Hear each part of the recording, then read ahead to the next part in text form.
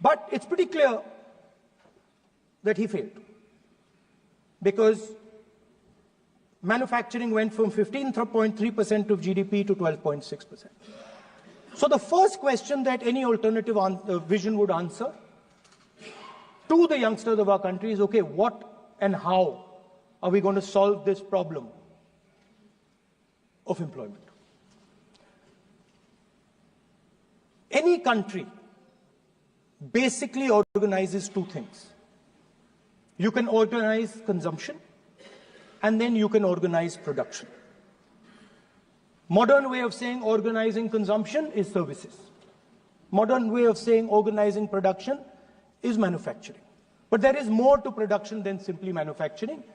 For example, agriculture also is about production. Now, pretty much every government since 1990 has done a decent job on consumption, on organizing consumption. Which are the companies that organize consumption? Uber organizes consumption. Reliance organizes consumption. Adani organizes consumption. But we have, as a country, failed in organizing production. We have excellent companies that try to organize production. They are the Mahindras of this world. They are the Bajajs of this world. Part of Tata's organizes production, but the record of the country in organizing production is dismal. And essentially what we have done is we have handed over the organization of production to the Chinese. So this mobile phone, even though we are saying we make this mobile phone in India, that is not a fact. This phone is not made in India. This phone is assembled in India. All the components of this phone are made in China. The network that has produced this phone is made in China, is owned by China. So every time we use a phone, every time we wear a Chinese shirt, a Bangladeshi shirt, because some Chinese youngster is earning a salary to make or to produce that product. So the first message I would give in a presidential address would be that India has to focus completely on production. Because if we do not focus on production and we continue to focus only on consumption, we will find that we will run huge deficits, we will increase inequality, and eventually we will run into a serious problem. Social problem because of unemployment, which we are already facing. If you look at the numbers of the amount of people who are in jail, if you look at the numbers that are spent on internal security, if you look at the numbers spent on our police forces, they're all spiraling. They're all rising. And everybody understands that social tension is on the rise in India. So now the next question comes, okay, so where is this employment going to come from? What is India going to produce? And for that, I'd like to tell all the youngsters of this country that there is a revolution taking place, an exciting revolution. The world is transforming completely. And the change that is taking place, at the heart of the change that is taking place, we are moving from the world of the internal combustion engine to the world of the electric motor. We are moving from petrol to batteries. We are moving wind, solar, potentially nuclear energy. So our entire way of moving is changing. And this is going to change every single thing. It is going to change warfare. It is going to change medical treatment. It is going to change education. It is going to change how we eat. It is going to change every single thing. Now, the last time there was a revolution called the computer revolution, the government of India had a clear focus. We looked at that revolution. It was the Congress government. We looked at the revolution and we decided clearly that we are going to focus on the development of software. And we rode the wave of that revolution. And today you can see the result.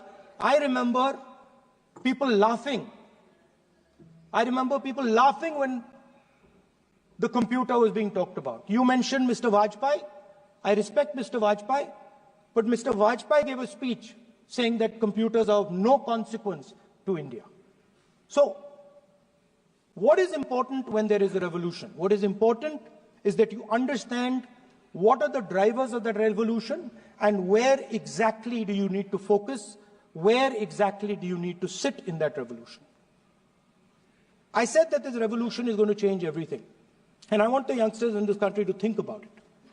There is a war going on in Ukraine. The war in Ukraine is actually a war between the internal combustion engine and the motor, the electric motor. The electric motor is inside the drone, the engine is inside the tank. And if you look at what is going on in Ukraine, the tanks are dying by the thousands. And small little drones with electric motors, small batteries, not much bigger than that, are destroying the entire tank artillery infrastructure of both Ukraine and Russia. So the drone is the electric motor. The drone is the battery. The drone also needs to see. So the drone is a camera. In the same way, electric cars. The electric car is a motor. The electric car is batteries. The electric car is cameras. Robots are exactly the same thing. Robots are electric motors, multiple electric motors with cameras, with batteries. And this is what the revolution is going to look like. So there are basically 4 technologies that are driving this entire change in mobility. Electric motors, batteries, optics, and then on top of that, you can apply AI. Now I want to tell the youngsters of this country, people talk about AI.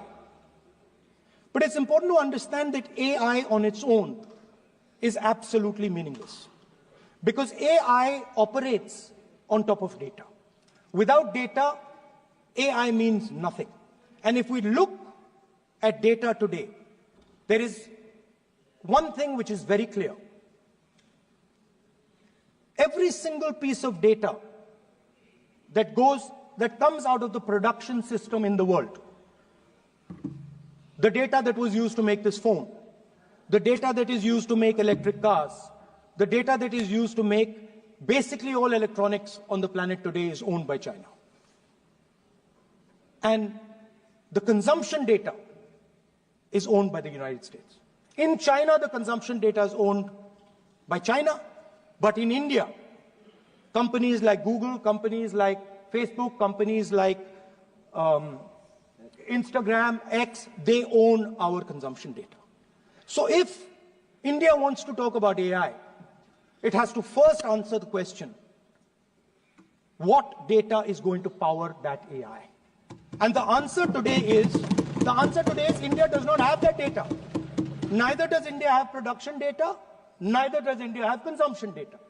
We have handed our consumption data to the big American companies, and the production data we don't have anyway. So what would that vision look like? The first thing, we would start getting youngsters excited about this revolution.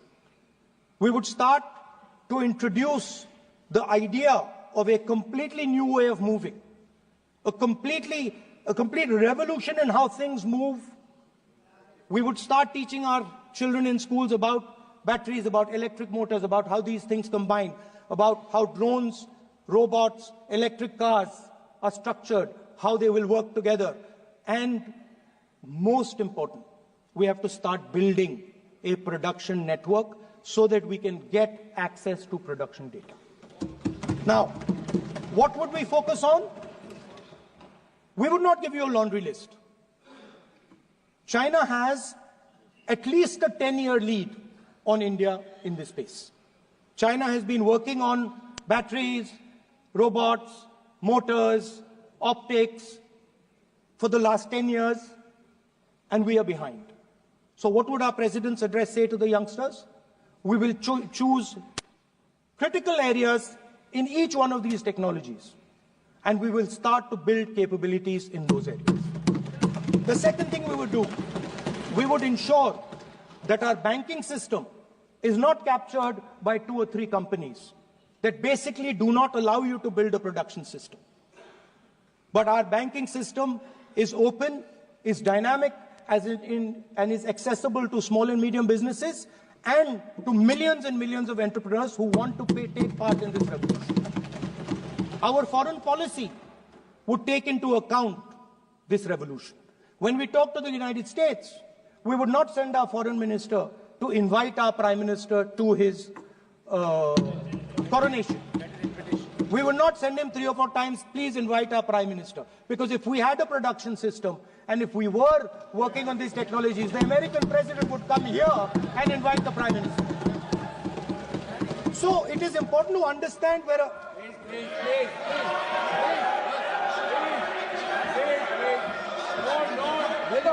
foreign policy.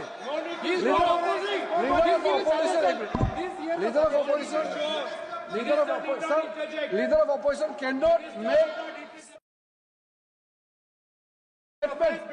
This is.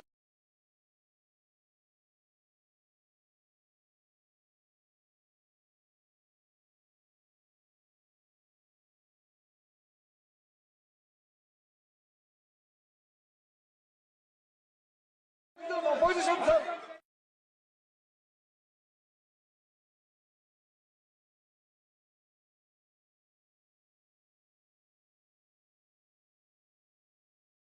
For the country, he is giving. Leader of opposition has the information from any official source. He must inform the House. If leader of opposition has the information, please inform the House. Okay. Who has told you that foreign ministers visited for the purpose which you have mentioned? You must specify it. So, I'm sorry that disturbed you, that question. I apologize for disturbing your peace of mind. It's okay. I've apologized. I've apologized for disturbing your peace of mind. I'm sorry. Apologize for lying to the House. ऐसा नहीं होता है. तो serious होना चाहिए leader of opposition को. कम से कम देश के मामले में तो एक हो. देश के मामले में तो एक वॉइस से बोलना चाहिए. ये गलत बात है. ये ठीक नहीं है. लीडर ऑफ ऑपोजिशन को इस तरह का बयानबाजी नहीं करना चाहिए. ये गंभीर विषय पर चर्चा चल रही है. So we would start by telling our men and women that they have to be at the forefront of this revolution. We cannot afford that the Chinese are at the forefront of this revolution. Number one. Number two, we will ensure that the absolute best experts on these technologies would talk to our students, would talk to our youngsters and guide them on what a future, on what these future technologies are going to do. We would make them partners in this revolution. Now, we talk about defense. And today, we have the Chinese. And the Prime Minister has denied it. And the army has contradicted the Prime Minister. It's true. The Prime Minister has denied it. The Prime Minister has denied it. And the army has disagreed with the Prime Minister that China is sitting on 4,000 square kilometers of our land, of our territory.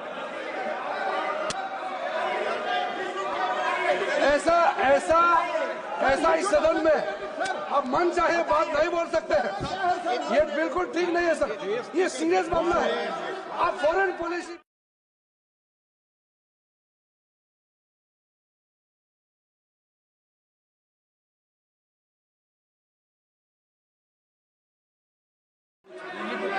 विदेशी प्रतिपक्ष के नेता जो आप विषय बोल रहे हैं, जो विषय आप बोल रहे हैं, उसके तथ्यों को Let me speak. सदन के पटल पे रखना आप. पानी. अनुरोध है लीडर अपोजिशन बोलिए, हम लोग शांति से सुनेंगे। ये आपका अधिकार है बोलने का, मगर आप मन चाहे ऐसा सीरियस इशू पे कैसे बोल सकते हैं? सीरियस मामला है। आप सदन में आर्मी के पास से बोलते हो, फॉरेन मिनिस्टर का बात बोलते हो, सीमा का बात ऑफिशियल पर्सन से अलग बात करते हैं। ऐसा मत बोलिए, ये देश के लिए ठीक नहीं है। आपको सीरियस होना पड़ेगा लीडर ऑफ अपोजिशन। ये गंभीर मामले को आप ऐसा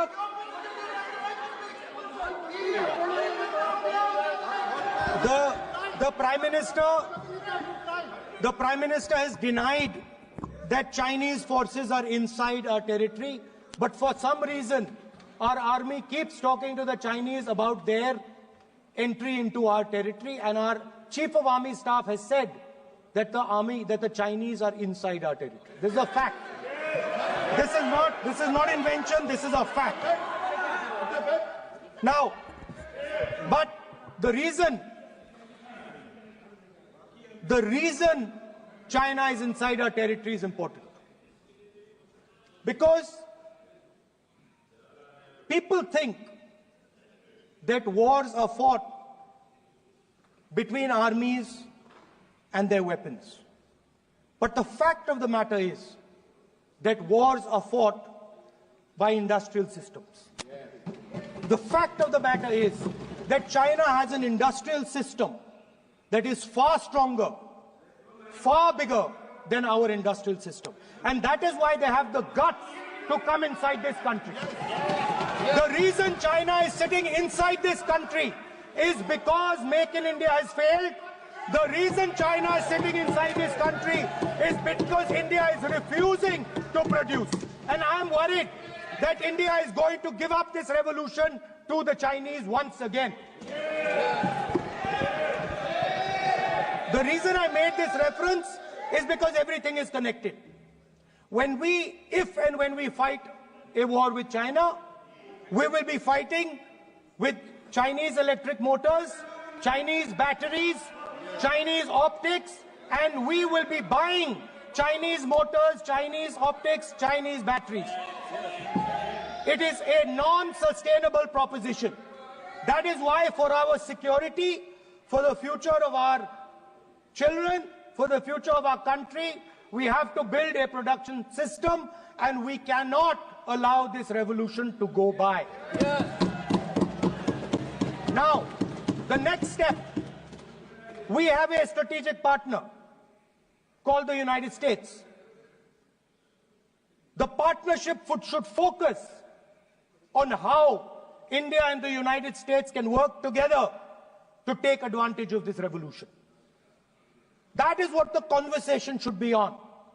Please understand that India is as important as the United States for the simple reason that they cannot build an industrial system without us. They cannot build a production system without us. No matter what they say, the Americans simply cannot do what India can do because their cost structure is much, much, much more expensive than ours. We can build things that the Americans would never imagine. India can do that. So that would be the first part of a president's address. We would talk to the youngsters in India and say to them, we want you to be partners in this revolution. We want to change the Indian banking system so you can have access to it. And we believe in you, we trust in you, and we believe you can take on the Chinese. That's the first part. The second part would be about participation. We have done a caste census in Telangana, and what we have found is shocking. Almost 90% of Telangana is either Dalit, Adivasi, backward, or minority. Almost 90%. And I am convinced that that is the story across the country. I am absolutely convinced that the OBC population of this country is not one less than 50%, possibly 55%. 16% are Dalits. 9% are Adivasis. 15% are minorities. Last budget, there was a photograph. You remember the photograph? Of course. वो मक्खन बांटने वाली, हलवा बांटने वाली photo. मैं हैरान हो गया कि इस बार फोटो ही हटा दी. हलवा खिलाया मगर दिखाया नहीं किसको खिला रहे. Please. So at the center of any new development paradigm for this country, which runs parallel with the production paradigm I spoke of, which works together with the production paradigm I spoke of, is the participation of lower castes, OBCs, Dalits, Adivasis in the wealth of this country. If we look at the largest corporates in this country, they're all owned. None of them are owned by OBCs. None of them are owned by Dalits. None of them are owned by tribals. If we look at the biggest media companies that support the Prime Minister, every day we see the Prime Minister's pleasant face, smiling face on these media. None of them are owned by OBCs. None of them are owned by Dalits. None of them are owned by Adivasis. This is the fact. So central to any new development paradigm is the architecture of a new paradigm. And that architecture of the new paradigm can only be built once the caste census is placed on this table. Because once the caste census is placed on the table, we will know exactly how much of this country's wealth, how much of this country's power, how many of this country's institutions are owned by 90% of this country. There are OBC MPs in the BJP. There are OBC MPs in the BJP. There are Dalit MPs in the BJP. There are Adivasi MPs in the BJP.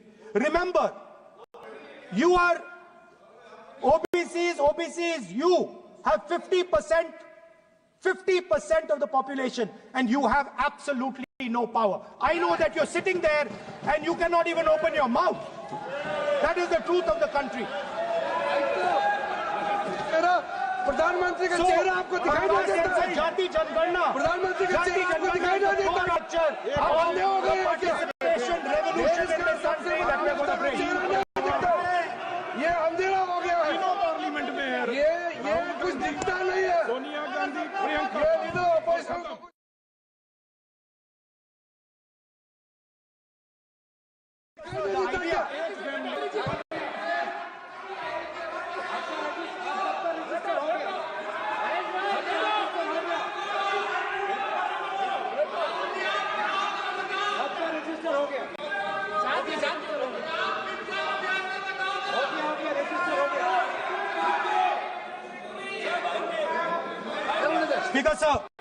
Speaker sir, so the idea is, on one side, allow India and the Indian youngsters to participate in the coming mobility revolution. Allow them to participate in building robots, in building drones, in building electronic items, in building EVs. And on the other side, running parallel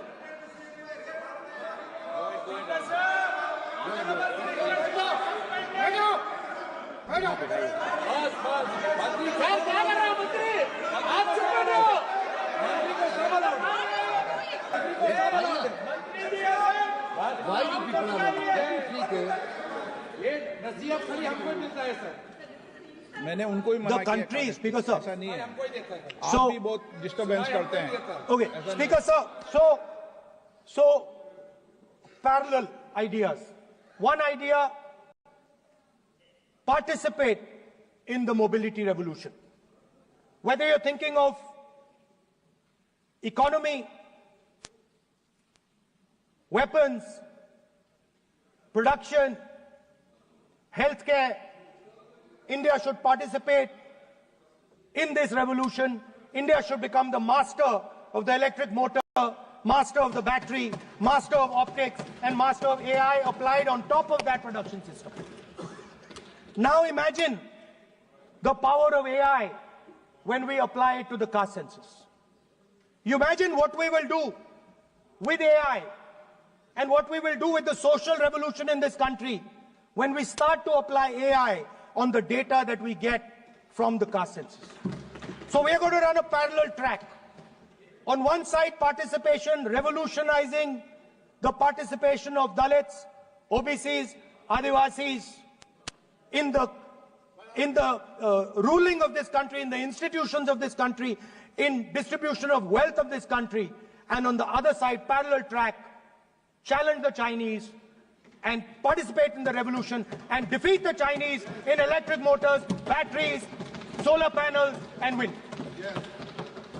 So that is the first two parts of any presidential election address that any India Gathbandhan leader would give you.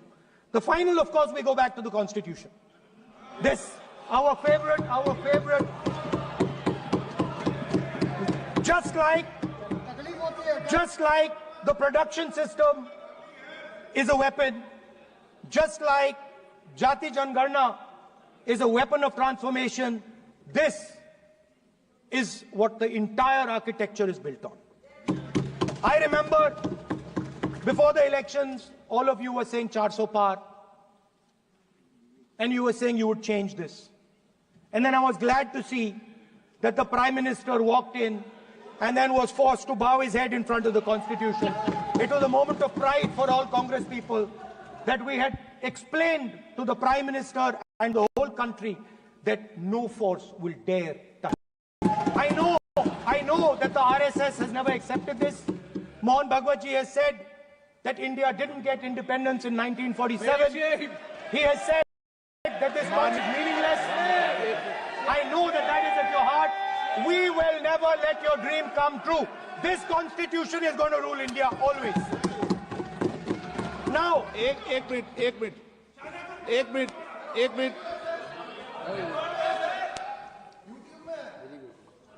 आप प्रतिपक्ष के नेता हैं,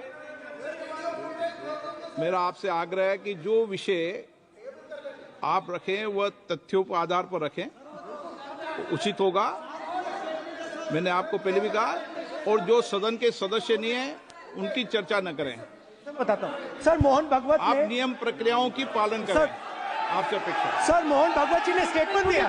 मोहन भागवत का sir, one second. We will authenticate. Speaker sir, we will authenticate. Speaker sir, Mohan Bhagwat ji made a statement saying that India did not receive independence in 1947. It received independence when the Ram Mandir was inaugurated. We will place that on the table. Now, sir, I would like to mention one small thing, but very important thing. Speaker sir, this constitution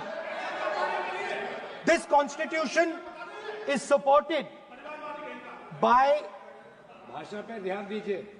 this constitution is supported by the vote of our people. Without the secure vote of the Indian people, this constitution means nothing. Now I want to bring to the notice of this House some data, some information about the Maharashtra election. Very simple stuff. Speaker sir, between the Lok Sabha election, which the India Alliance won, and the Vidhan Sabha election, the voting population of Himachal Pradesh was added to the voting roll of Maharashtra. Meaning the entire population of Himachal Pradesh was added to the voter rolls of Maharashtra. Please understand what I am saying. In Lok Sabha, the difference between Lok Sabha and Vidhan Sabha was the population of Himachal. The entire population, almost 70 lakh new voters suddenly arrived between Lok Sabha and Vidhan Sabha. Now, the most interesting part, and the Prime Minister is not looking at me. The most interesting part,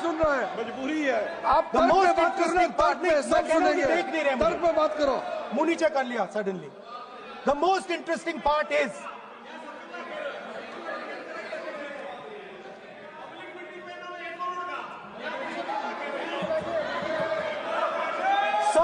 Sir, Maharashtra mein more voters were added in 5 months in Maharashtra than were added in 5 years in Maharashtra. जितने 5 साल में add हुए उससे ज्यादा 5 महीने में add हुए, आखिरी 5 महीने में लोकसभा चुनाव के बाद। सर, एक बिल्डिंग है सर शिरडी में, एक बिल्डिंग में 7,000 नए वोटर एक बिल्डिंग में ऐड हुए सर। एक बिल्डिंग में 7,000 नए वोटर ऐड हुए सर। सर, मैं कोई आरोप नहीं लगा रहा हूं, मैं कोई आरोप नहीं लगा रहा हूं, मैं सिर्फ ये कह रहा हूं सर कि ये इसमें कुछ ना कुछ प्रॉब्लमैटिक है कि हिमाचल प्रदेश जितने बड़े वोटर्स लोकसभा के बाद जादू से आ जाते हैं।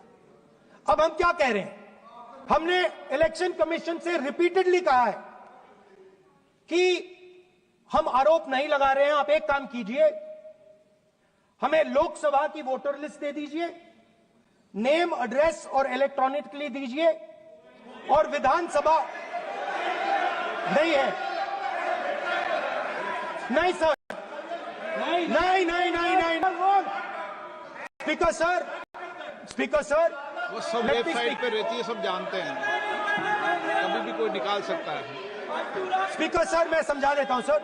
स्पीकर सर, वो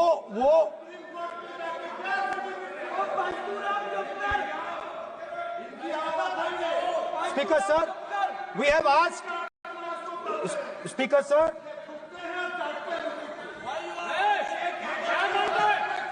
Speaker sir, we are asking this question. We are asking this. Speaker sir, population of Himachal Pradesh. Please. Population of Himachal Pradesh has voted. Extra has voted in Maharashtra. We are saying to the Election Commission, please give us the names and addresses and polling booths of all the workers in the Lok Sabha and all the workers in the Vidhan Sabha, so we can calculate who these new workers are, who these new voters are. Interestingly,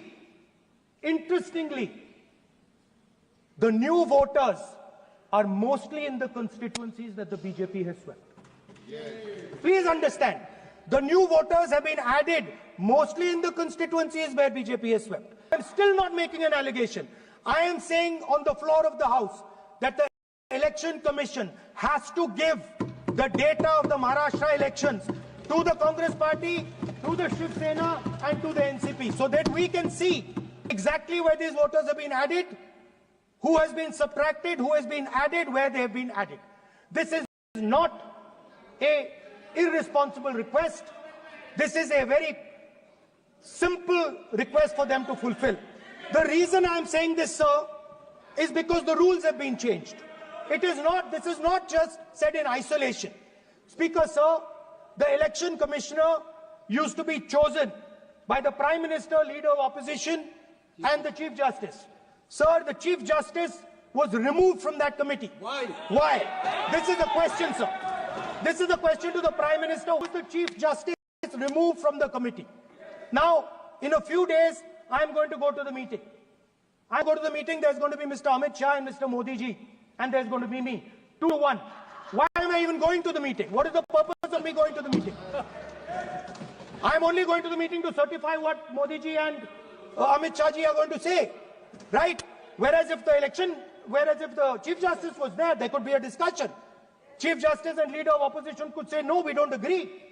So, there seems to be a calculated strategy. Now, just prior to the Lok Sabha, the election commissioner was changed and 2 new election commissioners were placed. Yes. We know that the election dates were changed. Yes. We know that the elections were postponed. These are facts. These are not things I am inventing. So, in order to safeguard this constitution, The entire opposition requests the data for the Maharashtra election. We request the data and the electoral voter list for Lok Sabha and the corresponding list for Vidhan Sabha. And I am very confident that the Election Commission will not give us this information. Speaker sir, that is broadly. So the third element of our President's address would be a determined defense of India's institutions, of our democratic system, and a re-look at our entire democratic framework, and looking again at all the institutions that have been taken away from the people of India. So those would be the type of things that we would say in a presidential address. I'd like to finally say one thing. In the last, थोड़ा बढ़ा देता हूं. अब मैं थोड़ा और खींचूंगा. अब और खींचूंगा थोड़ा. अब और खींचूंगा. So in the last, there is a background, a philosophical background to what I am saying. Essentially, what I am saying to the youngsters of India and to this House is that instead of focusing on multiple things, instead of telling us a laundry list, give us a strategy, give us a vision, make it clear, right? Now, there is a philosophical basis to this. There is even a deep philosophical basis to this.